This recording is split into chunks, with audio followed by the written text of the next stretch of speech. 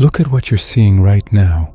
A bright clearing in the middle of dense Pacific Northwest timber. A bull elk lying dead on its side and crouched over the prey. Something that doesn't belong in any wildlife guide ever printed.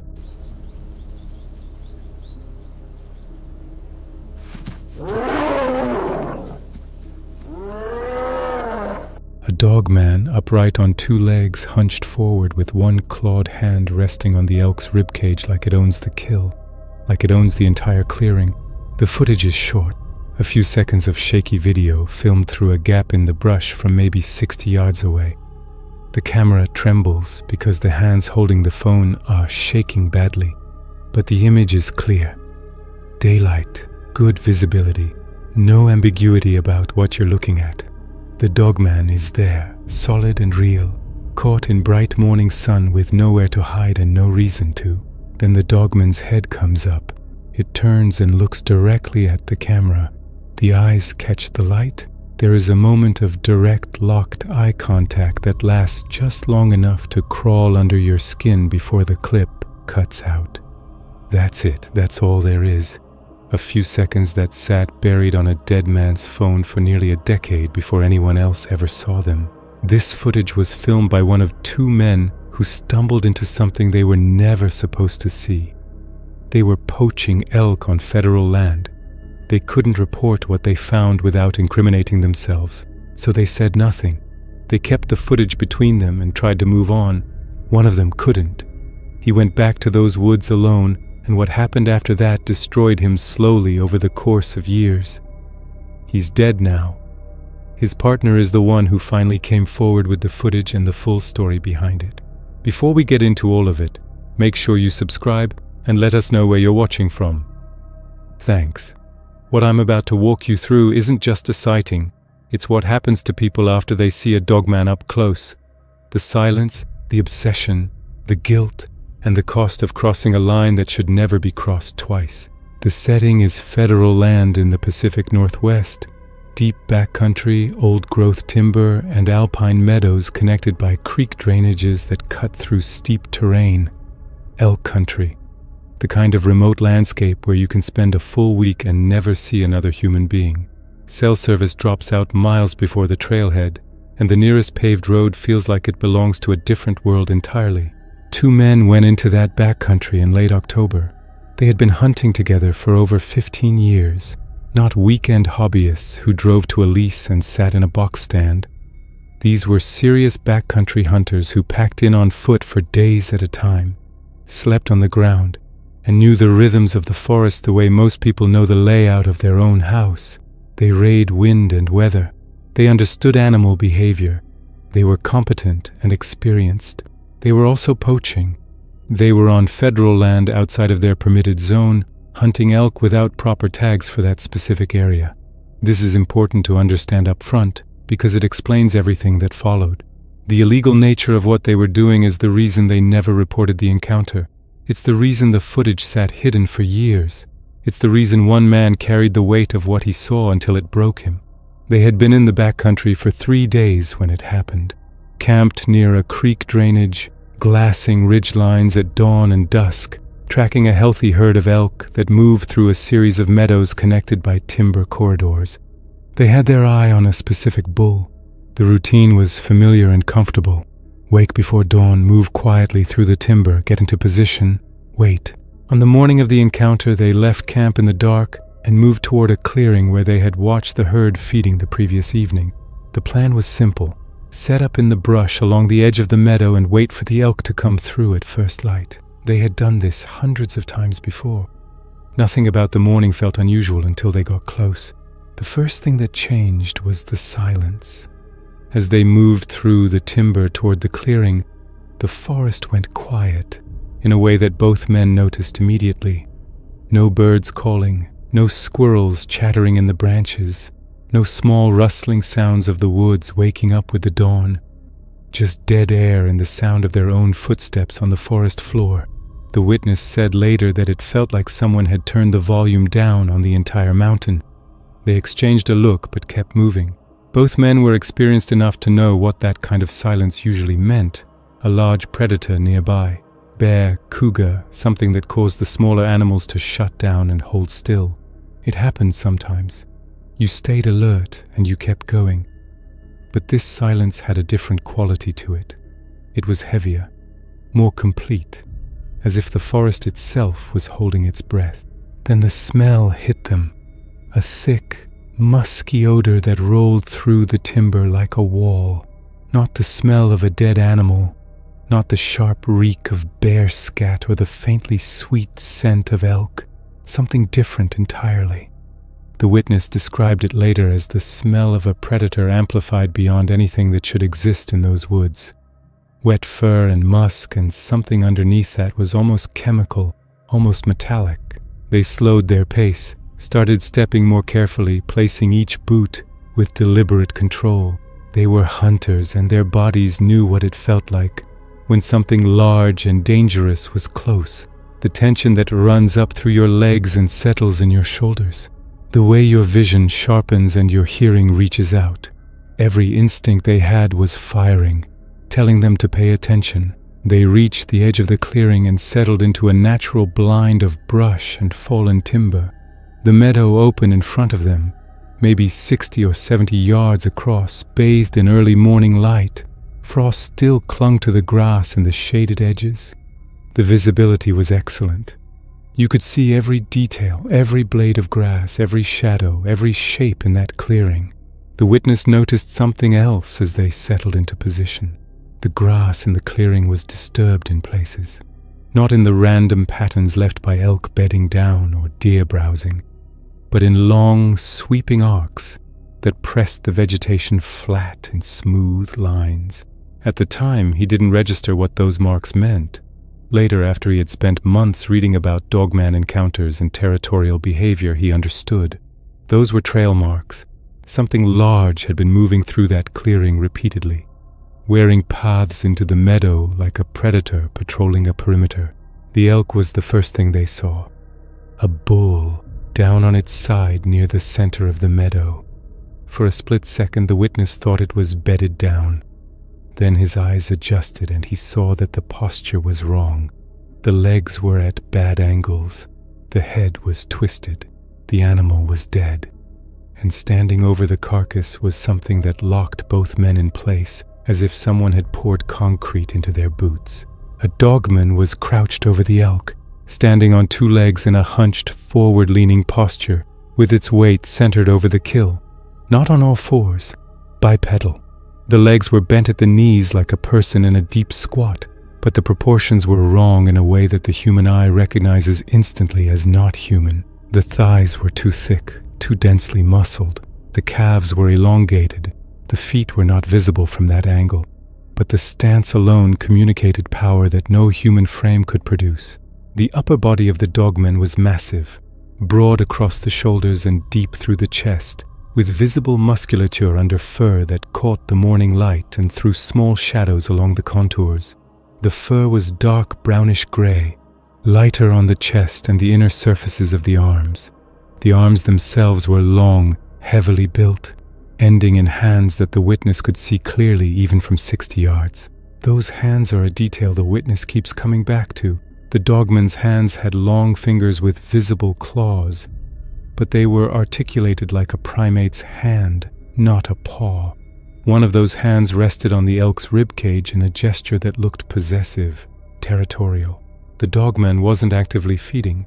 It was standing over the kill the way a dominant predator guards a resource, and there was a stillness to the posture that suggested it had been there for a while and intended to stay. The head was unmistakably canine. The dogman had a pointed snout, tall ears set high on the skull, and a broad forehead that gave the face a look of focused intelligence. The neck was thicker and more upright than any wolf's, connecting the head to those massive shoulders in a way that allowed the dogman to hold its gaze level while standing upright. It looked out across the clearing with the calm authority of something that had never been challenged in its own territory.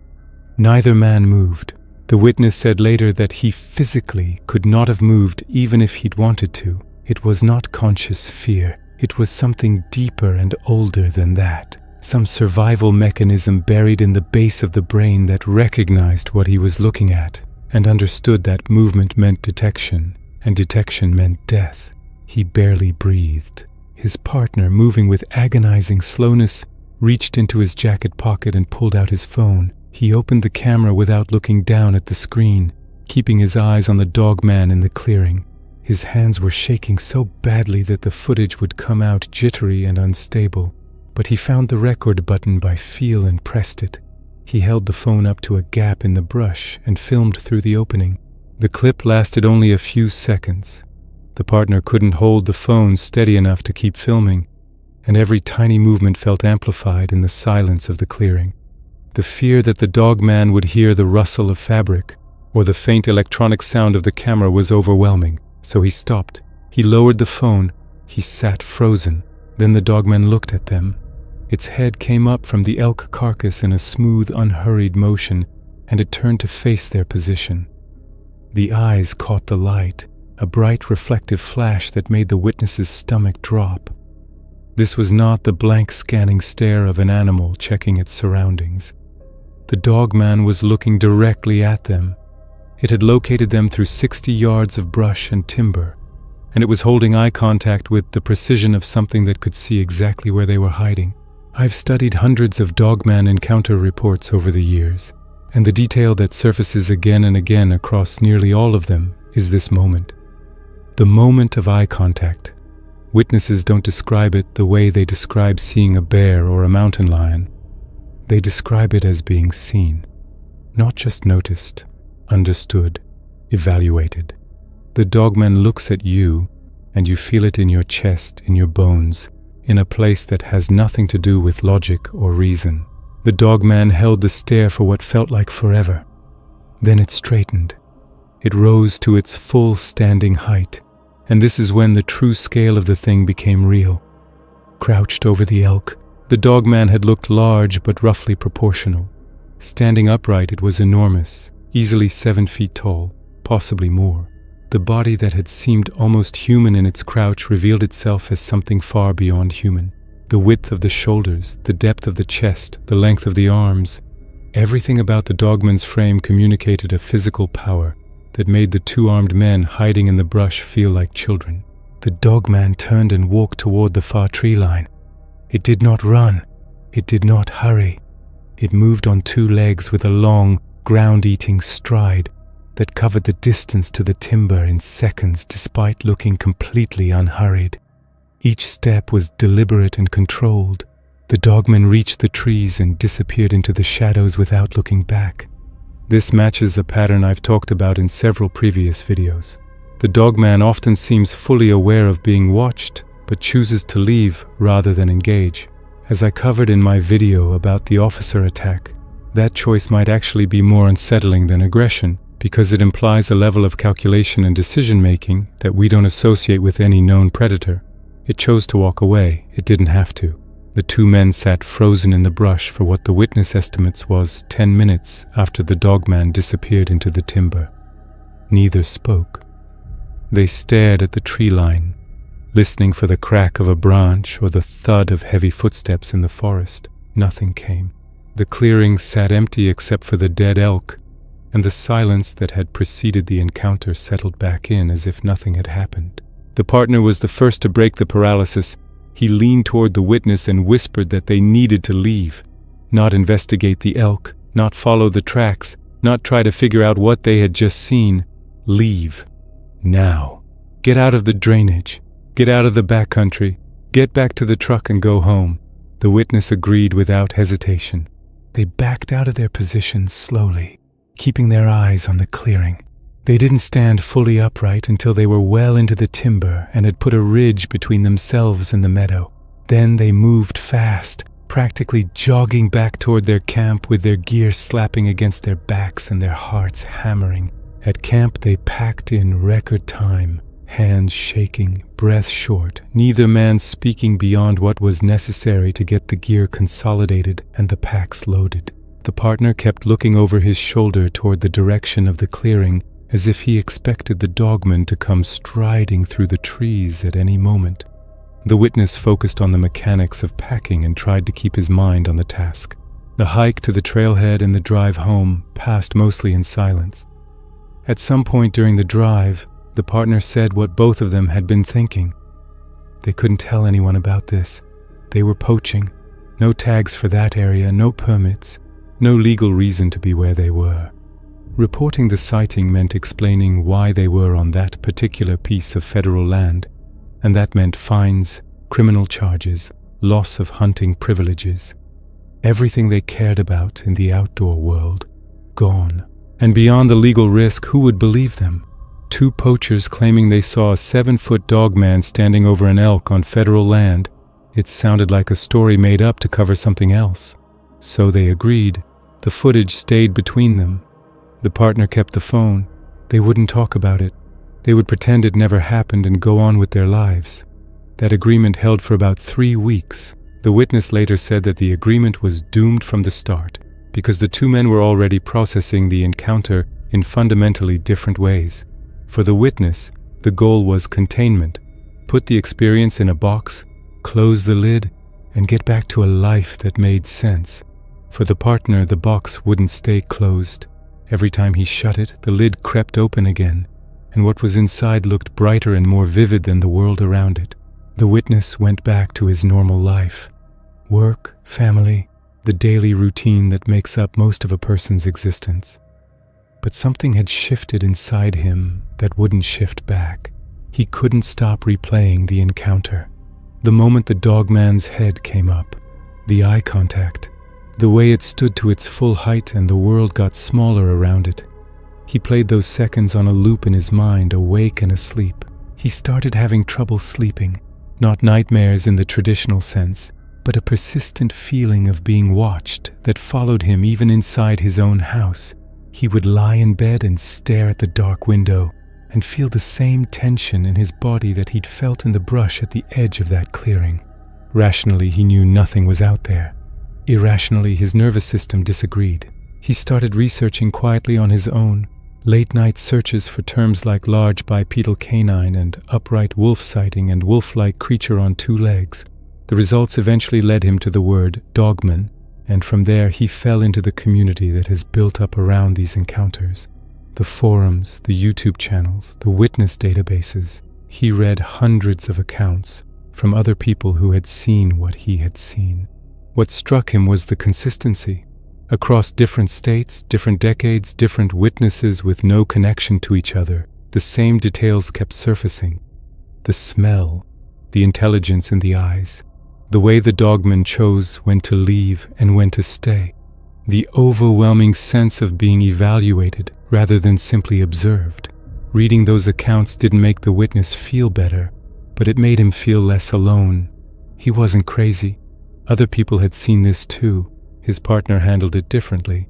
Where the witness tried to process and move on, the partner became fixated. He watched the footage over and over. He enhanced it, zoomed in, captured screenshots, studied every frame. He started talking about the clearing again, not with fear but with a focused intensity that made the witness uncomfortable.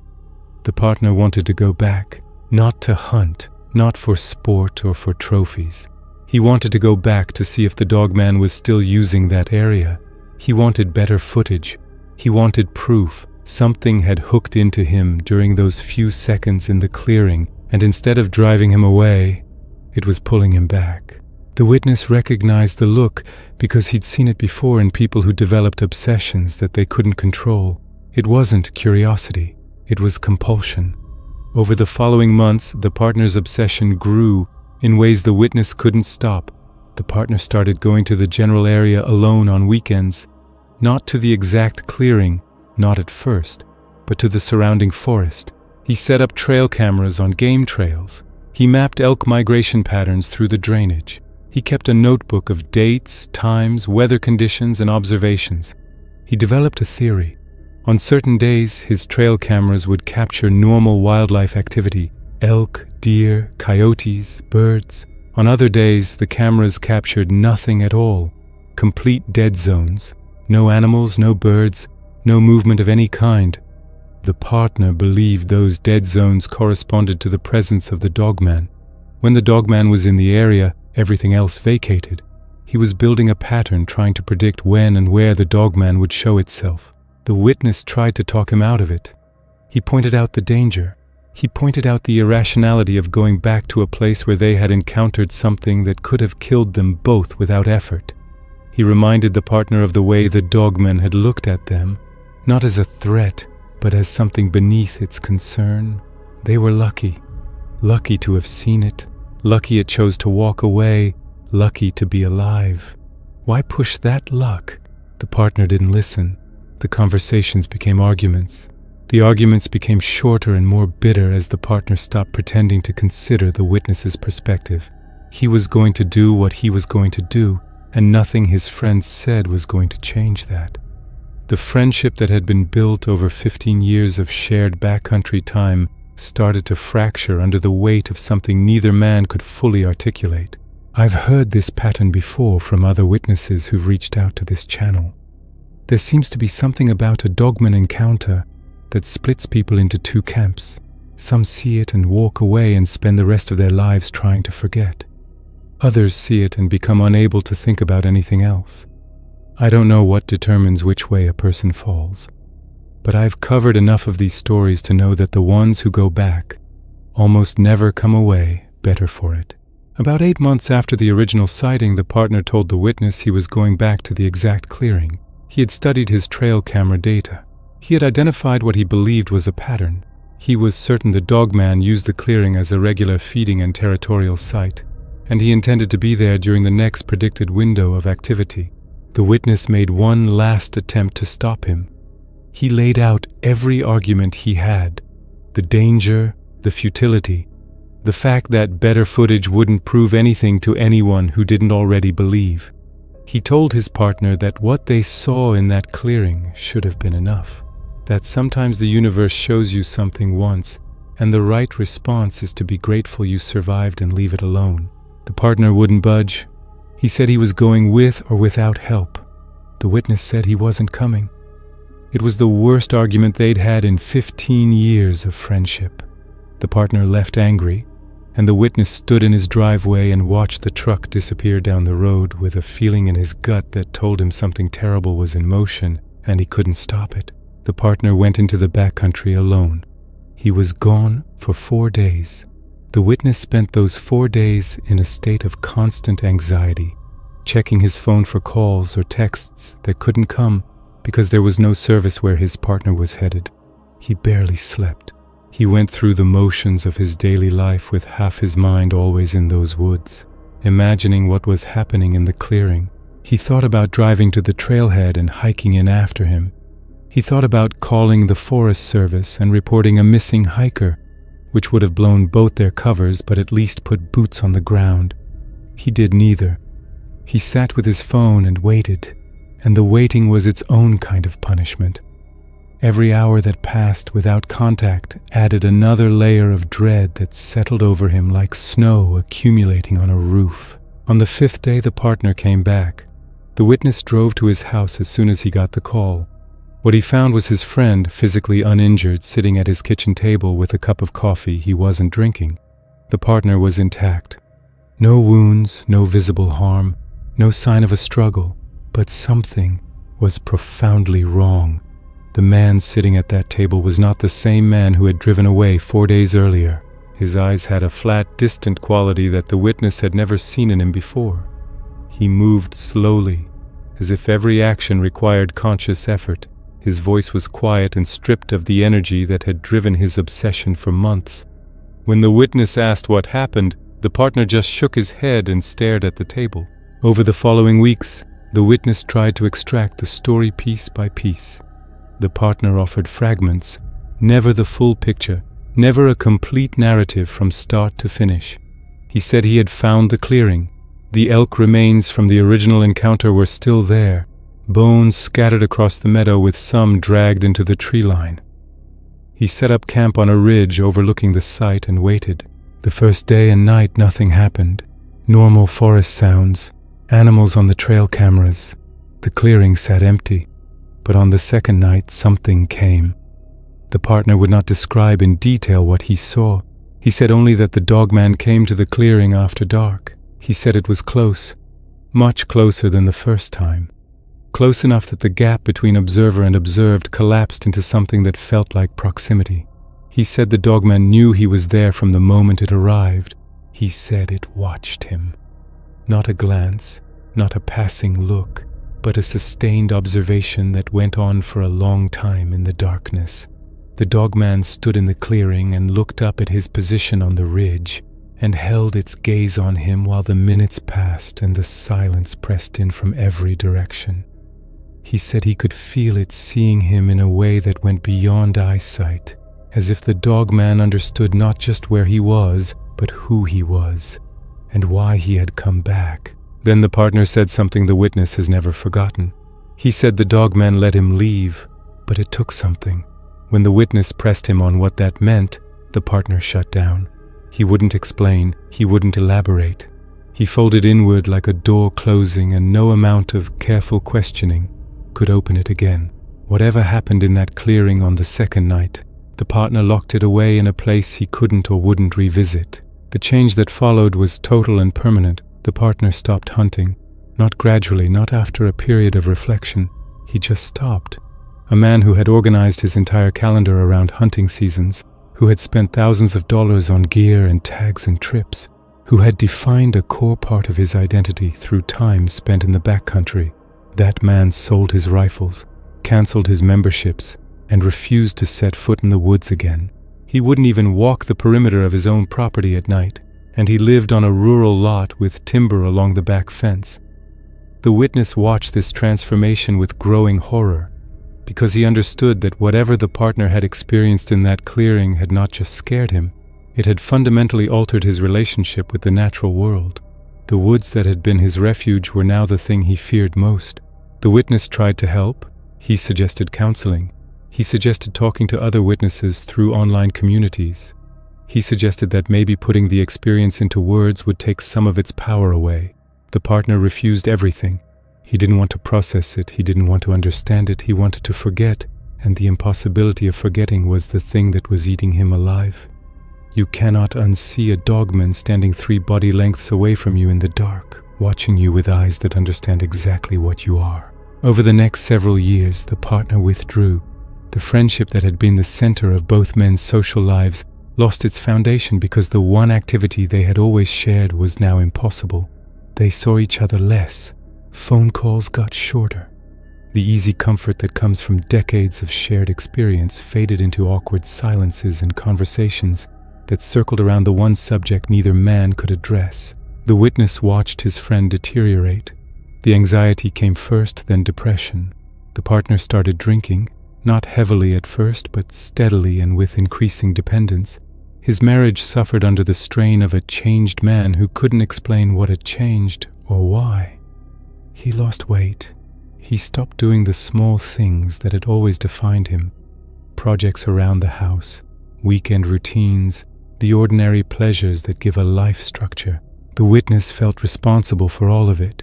He was there for the original sighting. He could have tried harder to prevent the return trip.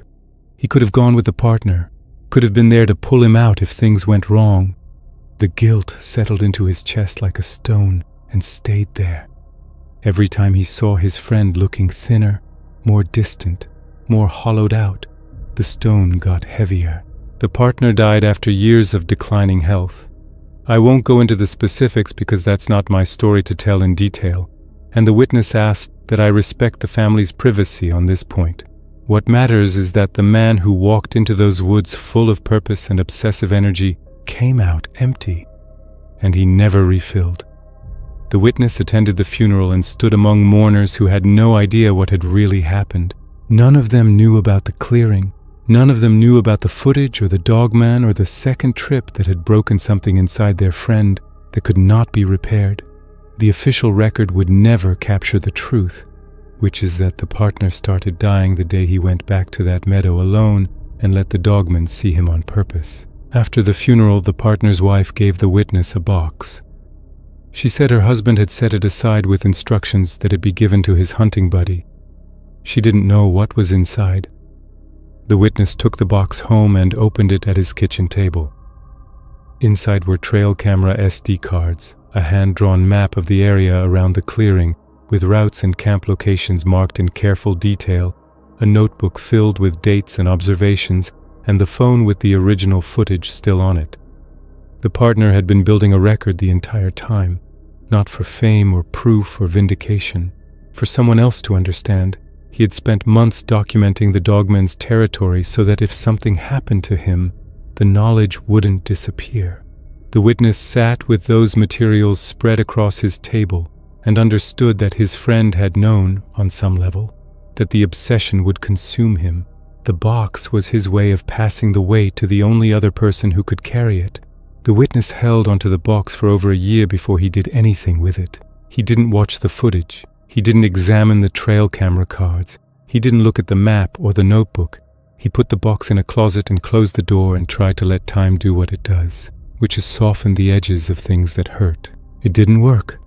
The guilt wouldn't let go. His partner had spent years carrying the secret in isolation, and that isolation had contributed to the destruction. Keeping the footage buried, keeping the story silent, it felt like continuing the same mistake that had already cost one life. The Dogman in that clearing had won twice. Once by breaking the man who came looking for it, and again by ensuring that no one would ever hear about it. The witness decided to share the footage. He posted the clip anonymously on an online forum with no context and no backstory. Just the video. The response was immediate and divided. Some people called it an obvious fake. Others analyzed every frame and pointed out details that were consistent with genuine Dogman encounters. The proportions, the posture, the way the creature moved with unhurried confidence. Eventually, the witness reached out to share the full story behind the footage. He made it clear from the start that he didn't want attention. He didn't want his name attached. He didn't want to monetize the clip or build a following. He wanted two things only. First, he wanted people to know that what his partner saw was real. And second, he wanted people to understand the cost, that a Dogman encounter isn't entertainment, isn't a campfire story, isn't content. It's something that can destroy a human life. His own interpretation, after years of sitting with this, is that the Dogman they encountered is a territorial predator that uses that clearing as a regular feeding ground. He believes it tolerated their first encounter because they stumbled in by accident and had the sense to leave quickly. The first time was a trespass. The Dogman assessed them, determined they were not a threat, and allowed them to go. The second encounter was different. The partner went back deliberately. He entered the Dogman's space on purpose, set up camp on its perimeter, and waited. That was not an accident. That was an intrusion, and the Dogman responded accordingly. Not with violence. The partner came back physically unharmed, but with something the witness believes was worse. It showed itself up close. It let the partner see it fully, in proximity, with no distance and no brush, and no buffer between them. And the human mind, the witness said, is not built to hold that. I personally think there's a line with these creatures that you do not cross. Accidental encounters seem to have a different outcome than deliberate approaches. I've covered dozens of Dogman stories on this channel, and almost every case where someone went looking for a Dogman on purpose ends badly. Not always with physical harm. Sometimes the damage is psychological, and that kind doesn't heal clean. If there's one lesson that comes through consistently, it's this. If you see one, leave. Do not go back. Don't try to understand it. Don't try to document it. Just leave. Now that you know the full story, let me bring you back to the footage itself. Because what makes this clip different from most Dogman footage isn't just the context, it's the clarity. Most Dogman videos are dark, blurry trail cam footage shot at night. Shaky distant shapes that could be anything. This footage was shot in daylight, in a well-lit clearing, at a range of roughly 60 yards. The Dogman is not a smudge on the edge of the frame. It is center image, fully visible, crouched over a recognizable animal in a recognizable setting. You can see the body structure. You can see the proportions. You can see the way the Dogman holds itself over the kill. Look at the elk carcass. The bull is a large animal. A mature bull elk can weigh over 700 pounds. The Dogman crouched over it makes the elk look small. That scale is one of the hardest things for people to process when they see Dogman footage for the first time, because nothing in our everyday experience prepares us for a bipedal predator of that size. The ratio between the Dogman and the elk is roughly equivalent to a person standing over a large dog. The head turn is the moment that matters most. When the Dogman lifts its head and looks toward the camera, there is no ambiguity in the gaze. This is not the startled glance of a deer catching movement. This is not the flat assessment of a bear checking its surroundings before going back to feeding. The Dogman's eyes lock onto the camera position with a focus that communicates awareness, intelligence, and a decision being made in real time about what to do next. What happens after the head turn is equally significant. The Dogman does not flinch. It does not startle or bolt the way a surprised animal would. It holds the gaze, assesses, and then stands to its full height in a motion that is deliberate and controlled. Every frame of that sequence communicates something that is difficult to fake. The weight distribution as the Dogman rises, the way the muscles in the shoulders and legs engage, the shift in center of gravity from a crouch to a standing position. That biomechanical complexity is one of the reasons this footage has held up under analysis better than most. I'll be the first to acknowledge that any footage can be questioned, and healthy skepticism is part of how this community functions. Hoaxes exist, misidentifications happen, but consider the source. The witness who shared this footage gained nothing from doing so. He didn't monetize it. He didn't seek publicity. He came forward because his friend died carrying the weight of what they saw, and keeping it buried felt like letting the silence win one more time. This encounter connects to a broader pattern that I've been documenting on this channel for a long time. The Pacific Northwest has one of the densest concentrations of Dogman sighting reports in North America. The history goes back centuries through indigenous oral traditions that describe large, upright canine beings in the deep forests, and it continues through modern reports from hunters, hikers, Forest Service workers, and rural property owners. The territorial behavior observed in this case, a Dogman using a specific location as a regular hunting ground, responding differently to accidental intrusion versus deliberate approach, matches patterns documented in other encounters I've covered. As I discussed in my video about the Missouri hunting party incident, Dogman territory appears to follow consistent boundaries that the creatures defend with varying levels of aggression, depending on the perceived intent of the intruder. The psychological impact on the partner mirrors what other witnesses have described after close-range or repeated Dogman encounters. There is something about sustained exposure to these creatures at close proximity that damages people in ways that don't fully heal. Not every witness experiences this. Some recover and move on and live full lives. But a significant number, especially those who sought out a second encounter on purpose, describe lasting changes: anxiety, insomnia, personality shifts, an inability to return to the outdoors without overwhelming dread. I've spent a lot of time thinking about why that is. My best theory, for whatever it's worth, is that a close Dogman encounter forces the brain to accept something it was never designed to process. We have mental frameworks for bears, wolves, mountain lions, predators that fit into the natural order as we understand it. A Dogman breaks the framework entirely. It is too large, too intelligent, too human in its awareness, and too animal in its power. The brain has nowhere to file it, so it just sits there, unprocessed and unresolved, taking up space that used to belong to certainty. A lot of you have shared your own experiences in the comments of previous videos, and one thing that keeps surfacing is this question of what happens after the sighting.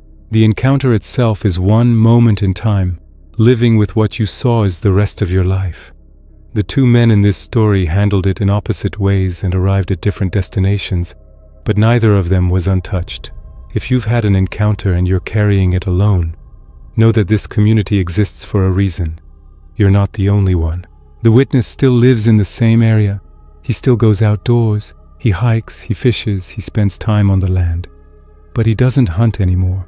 Not because of fear exactly, but because the woods mean something different to him now. He knows what lives in them. He has seen the top of a food chain that nobody talks about at wildlife management meetings. He can't unsee it, and he can't pretend the forest is what he once thought it was. He keeps his partner's box of materials. The trail camera SD cards, the map, the notebook, the phone. He thinks sometimes about going through the SD cards to see what else his partner captured during those months of obsessive research. He hasn't done it yet. He says he's not sure he ever will. Some doors once opened don't close again, and he's already got enough open doors to last a lifetime. He told me one more thing that I think is worth sharing. He said that in the years since the encounter, he has never once doubted what he saw. Not during the sleepless nights, not during the arguments with his partner, not after the funeral, when the grief made everything feel unreal. The dogman in that clearing was as real as the elk it was standing over. The question was never whether it existed. The question was always what you do with that knowledge once you have it, and whether the knowing is worth what it costs. The footage exists. The story behind it is real. 2 men walked into a clearing and saw a dogman standing over a dead elk in broad daylight. One of them walked away and eventually found a way to live with it. The other couldn't let it go, went back and lost something in those woods that he never recovered. He spent the rest of his shortened life trying to outrun a moment that lived inside him, and it caught him in the end. Whether you believe the dogman is a flesh and blood predator, something stranger, or a trick of light and fear projected onto an unexplained shape in the woods, the impact on these 2 men was real and measurable. One of them is dead. The other carries the weight every day. That's not fiction. That's not a campfire story told for effect. That is what happens when ordinary people cross paths with something extraordinary, and the world refuses to believe them. For more stories like this, consider subscribing. And if you've had your own encounter, whether you've told anyone about it or not, the comments are always open. Sometimes just knowing that someone else out there has seen what you've seen makes the weight a little easier to carry.